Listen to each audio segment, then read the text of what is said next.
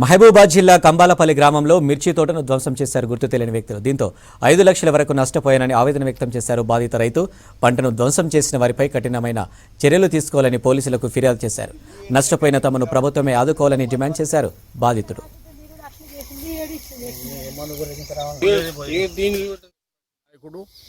సందా యాకన్నకు సంబంధించినటువంటి 30 గుంటలు సుమారు 30 నుంచి ఎకరం వరకు మిరపతోట ఉంటుంది. ఈ మిరపతోట చేతికి వచ్చినటువంటి తోటను మొత్తం కూడా మరి రాత్రికి రాత్రి గుర్తు తెలియనటువంటి వ్యక్తులు తోటనంతా కూడా ధ్వంసం చేసి ఊడబీకటం కొంత మొత్తం కూడా దాని కాళ్ళతో తొక్కి మరి పంటను మొత్తం కూడా సర్వనాశనం చేయడం జరిగింది. దీనివల్ల మా పార్టీ కార్యకర్తకు సుమారు 4 లక్షల మేరకు నష్టం జరిగిందని మేము అంచనాకు వస్తున్నాం. ఇది దుర్మార్గమైన చర్యగా మేము భావిస్తున్నాం.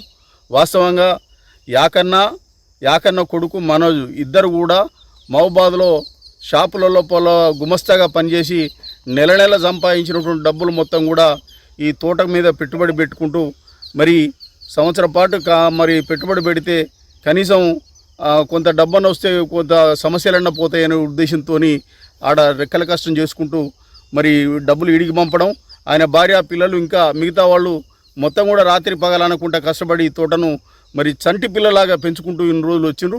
తీరా తోట ఏరడానికి వచ్చిన సందర్భం లోపల ఇంత దుర్మార్గమైనటువంటి కార్యక్రమానికి ఒడిగట్టడం చాలా దుర్మార్గంగా మేము భావిస్తున్నాం. చాలా బాధాకరమైనటువంటి సంఘటన ఇది. మేము పోలీసు అధికారులను కోరుతున్నాం, వెంటనే విచారణ జరిపి మరి ఈ తోటను ఎవరైతే మరి ధ్వంసం చేసిండ్రో సుమారు 4 లక్షల పంట నష్టం జరిగే విధంగా ఏర్పాటు చేసిండ్రో వాళ్ళ మీద చర్య తీసుకోవాలని చెప్పేసి కాంగ్రెస్ పార్టీ నుంచి డిమాండ్ చేస్తున్నాం. కమ్మలపల్లి, నా పేరు చంద్రకళ.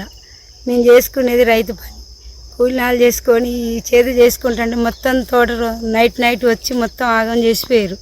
వాళ్ళు ఎవరో కూడా మాకు తెలియట్లేదు.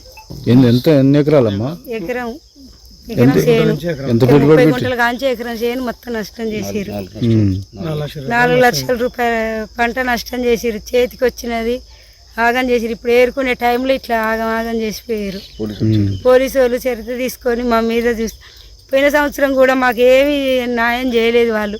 మేము ఎన్నిసార్లునో పోలీస్ స్టేషన్ల చుట్టూ తిరిగినాం. పోయినసారి ఎకరం పొలం నష్టం చేసిండు, మిరపనారు నష్టం చేసిండు, బాయిలలో 2 సార్లు మోటార్లు బాయిలో పడేసిండు. ఏం చూసినా కూడా మాకు ఏది కూడా న్యాయం చేయలేదు పోలీసు వాళ్ళు. మరి ఈసారి అన్న ఏమన్నా చేస్తారో మరి.